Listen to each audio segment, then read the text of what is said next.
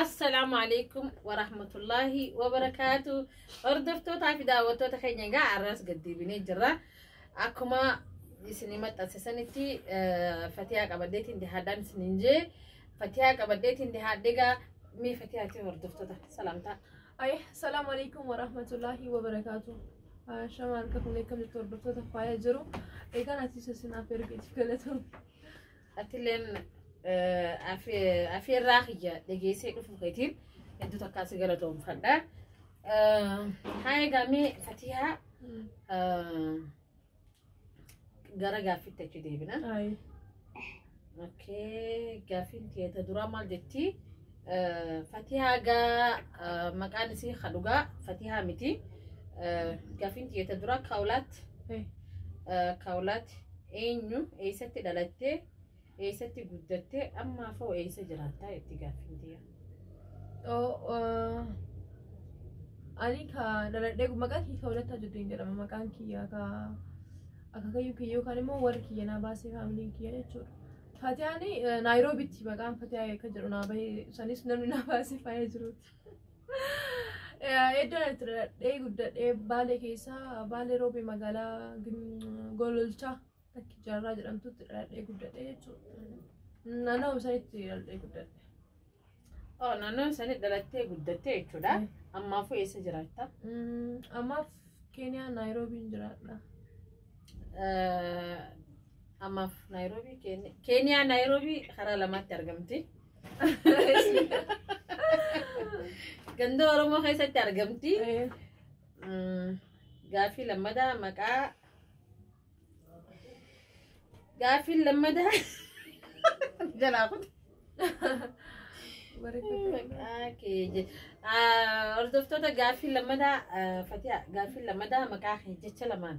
نامر كان اسمي نايبس. كراغوا بانجتشو. كراغوا بتي مكا خيجة. كاولس جتشوني إدو كابانا يوكان بكا نمني هارتي بافتو بكونا تفرسو جتشودا. سببني سن تنابي فيمو إجولة إيه أما سانكا أما تكرو هريبان زارتا سب سن راكا كأي ساني إني لما ثامو تو دوبارتي دران جهارة كي ستي كاولس جرامتي عم تو جرا دوبارتي جهارة كي سب بيكم تو تكتزين.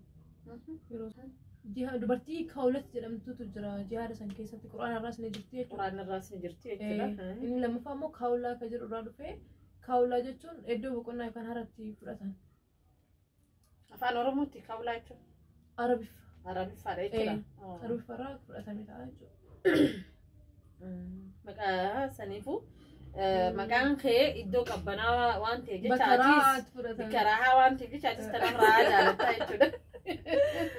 رقمتي كاولا تدو يريبا جالتي.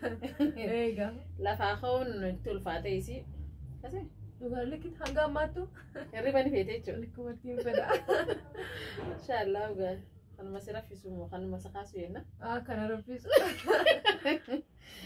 اوكي قبل قافي سدفتة تديبنا وقامي قاتي سنتي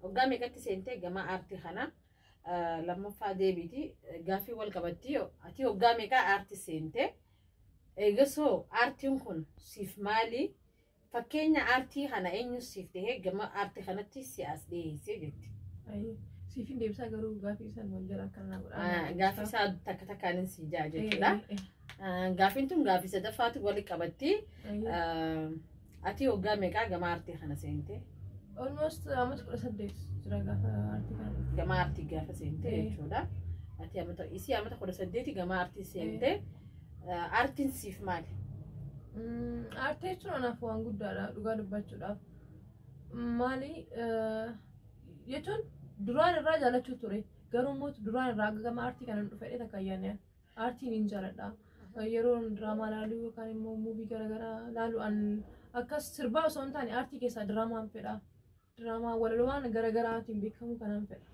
قالوا يرون فدو سان الرتي نينسا لدا كيانة إنه قالوا بتشودا كرا جماعة أرتي بيه كاميرا درا بيه أنا كرا كم ما تكيانة بيه so أرتي جتون أنا sababni ani tsere dhugaa dubbachuudhaaf naayiroobii dhufee osoon turiin faaya jiru yookaan immoo ifraa maamilee faadhaan wal baree san booda isaan jechuun isaan yeroo sana diraamaa garaagaraa dalaguu jiran wantoota garaagaraa YouTube dalaguu jiran aartii kana keessa jiranii jechuudha. Hedduutu kan gammadeen. Ni yaadadhaa gaafa faayee jiru asillee diraamaa daleena seenaa wayii ture seenaa sarara diraamaa daleena gaafsinaan jettu. Hedduutu kan gammadee bakka alleen fedhiin kun duraan irraayyuu na keessa jira. Garuu immoo akkaataa haala jechuun warra kiibira guddadhee maal jedheen gama aartii kana waan ayyaman hin seenu. Sababa saniitii waan seenu seen waan hin yaadneef yeroo mootu karaa gabaabaa takkii karaa laafaadhaan gama aartii kana dhufuun siif salphaa taanaan hedduutu kan gammadee seenee jechuudha. Okay, akkuma dhageessan kanagaa Kawlaat Taajuu duraanillee hamilee ni qabdi. Garuu immoo itti yaaddeen beektu maaliif waan isiif hin mijaawiniif jecha ammoo isiif mijaawee haala mijaawaa keessa waan taateef jecha gama aartiitti seente. Egaa gama gaaffii afuraffaatti achi deebina Kawlaat Taajuu. Meegaa Kawlaat Taajuu jaalalti si qabdee?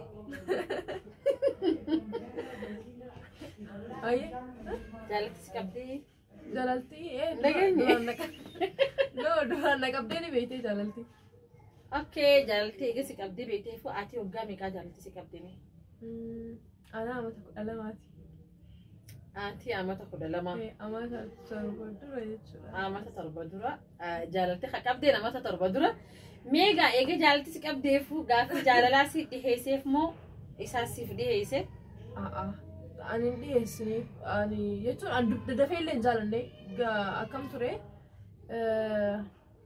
akka na jaalatu naaf himuu ture yeroo sanatti xiqqoo ture mana barumsaatti barachuu ture waan ta'eef ana mucaa ani mana adeera kiyyaatiin guddadhee mucaa tokko jira kana dura amata 2 jiru mana barumsa tokko baranna ani yeroo an kilaasii 6 baradhu inni 8 barachuu ture adeera keessa kana jaalatu immoo kilaasii 7 barachuu ture inni. Samboda inni na hima jedhee sodaadha jechuun dhiira waliin dhaabadhee haasawutu ture san duraan akkam bilbilaan haasawuutti immoo waan hundaaniyyuu haasawuu hin turre garuu mootu osoo naaseen waan inni jaaladhee haaseef qofa galee na himuu ture inni yeroo kana mana keessaa natti dubbatanii hedduusa kana dhagahamuu ture amma osoo deemu isa ofirraa eegaa waan biraatiif osoo hin taane arguu fedha dhugaa dubbachuudhaaf turtii keessa arguu fedhuu ture. Garuu mootu sodaa saniif jecha namoonni himaa warratti jechuun jecha arguun hin fedhu. Samboda gaafa tokko ni yaadadha osoo inni deemaa jiru ijoollee isaanii mana barumsaatti galaa jira rooba ture bishaantu karaarra yaa'u ture. Bishaan san keessa fiigaa dhufee harka dhufee na qabe ni yaadadha jechuun hedduutu akkaan sodaadhaan akkasitti namaatii keessa na qabee ammaas ni sodaadha. Maaliif nan hubannee bakka jechuun waan hedduu naan jedhee ture bakka sanitti hanga har'aatti ni yaadadha. Bashtanyaa jedheen rabbina adiisu. Namni fayyaa qabu tamaarii keessa akkasitti fiigaa dhufee nama hin qabu. Saniifuu dhukkubsataadha jechuudha. Dhukkubsataadha jedheen. Samboda akkasuma sodaadhu akkasuma illiidhaan jechuun mana keessa sodaadhu isaallee osoo arguu fedhu gama jaalalaa seenu jechuudha. Isumatu gaarii jaalalaaf dhiyeesse. Isumatu si dhiyeesse jechuudha. Egaa jaalalti gisee nama qabdee dalleeyaa fi daangaan qabdu waanuma fedheewu hanguma duraa sodaatta malee gisee dhugaa saniin si dhuftee sodaallee ududu. Jechuun akka godhuun qabu gaa. Hedduu akka ulfaata garuu. Hedduu ulfaata dhugumaa namni jaalala harkee hundinuu ni beeka. Jaalalti hedduu ulfaatti. Ayyagaa gama gaaffii shanaffatti achi seenna.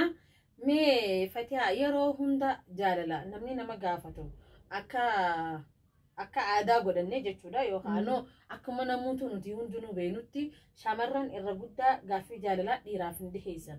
Maaliif shamarran gaaffii jaalalaa dhiiraaf hin dhiheessine minaayin?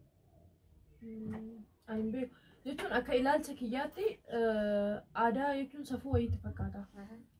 Ammas yeroo tokko maaltu jira ni beektaa osoo dhiirtii akka dubartiin jiraatan dura dubartiin kan dhiira jiraattu jira.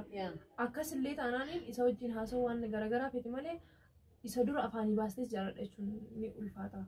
Garuu mootu akka yaada kiyyaatti ilaalchuun ilaalcha sirriitti fakkaatu. Boodattafaati. Ilaalcha boodattafaa. Waan hin barataminiif ta'an fakkaata.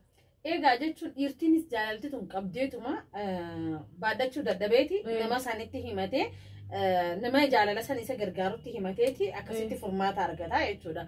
Shamarranoo maaliif if keessa qabanii maaliif rakkatanii maaliif cinqatanii wanni kun gaa eega nuti beekta akka aadaa yookaan immoo akka qaanyii takka nutti fakkaata.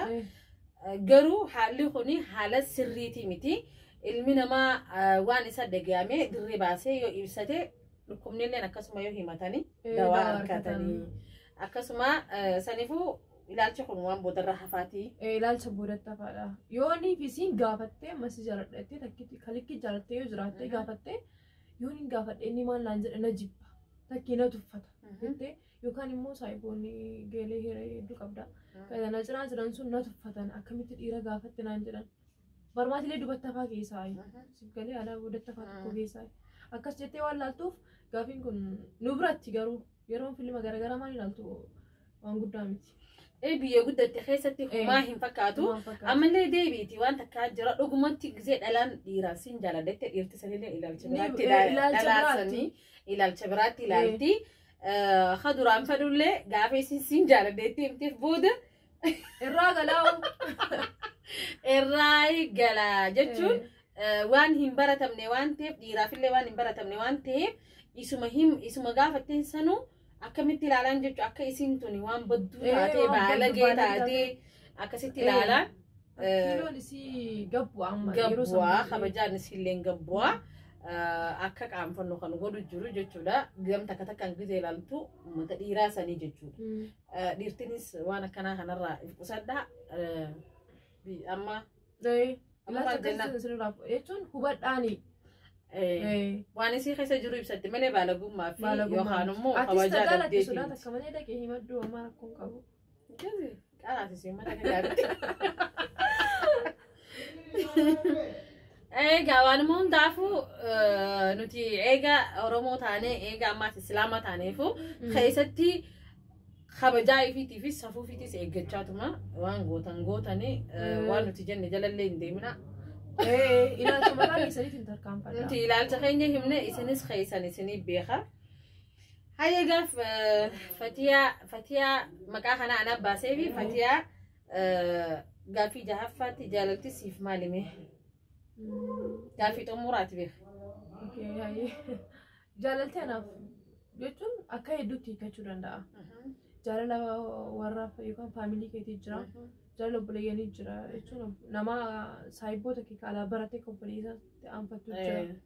Jaalala immoo kaantu jira. Uummanni laaf jedhee akkas bobba'uufsantu jira jechuudha. Jaalalti anaaf waa hundaafuu waan guddaadha. Addunyaa kana gubbaarra osoo namni tokko wal jaalachuu baatee osoo jaalalaan jiraachuu baanne namni jiraachuu hin danda'u.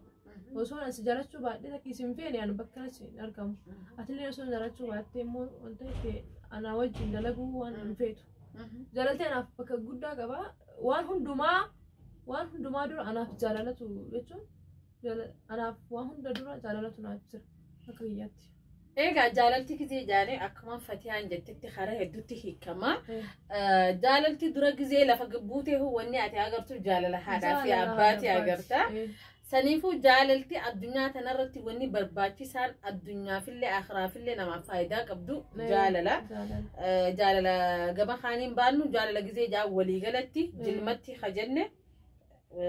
Fatiyaa amma gaaffii keenya tana xumurree jirra amma lama keessaa tokko filadhu jechuudha. Gaaffiin kanatti aantu lama keessaa takka filatti Fatiyaanii. Fatiyaa lama keessaa tokko filatta. Gaaffiin dura filan lama keessaa takka filatta. Dullacha tujjaara ija hin qabne. Tokko immoo dardara haalaan bareedaadha. Miilaas hin qabu horiis hin qabu. Kun dullachi ijuma qofa hin qabne. Horii garuu ni qaba. Ammas qaama biraa ni qaba. Jechuun miila maal ni qaba jechuudha. Egaa ijuma hin qabne qaamni biraa guutuudha. Kun miila lamaanis hin qabu. Horiis hin qabu. Horiis hin qabu. Ammoo dardara bareeda haalaan bareeda. Asuma ol bareeda. Maallaqaas hin qabu. Dullachuma san rabbiitti hin godhine. Okkee rabbis ittiin godhin dullachuma filattee Fatiyaan dhiira lamaatu jira. Tokko boorcee qaba. tokkommoo malaaxaa qaba yoo fuudhaaf sidii haatan kan filatta kan malaaxaa qabu sun qaamni isaa borceen qabu borceen qabu kan borcee qabu sun immoo rifeensa qaba annahu malaaxaa nama borcee qabu filadha dhugaan dubbadha kan rifeensa qabu kan borcee qabu gaaffii sadaffaa gaaffii haalaan ulfaattu fatiyaa itti qophaa'ii ikraamii fi ifraa keessa kan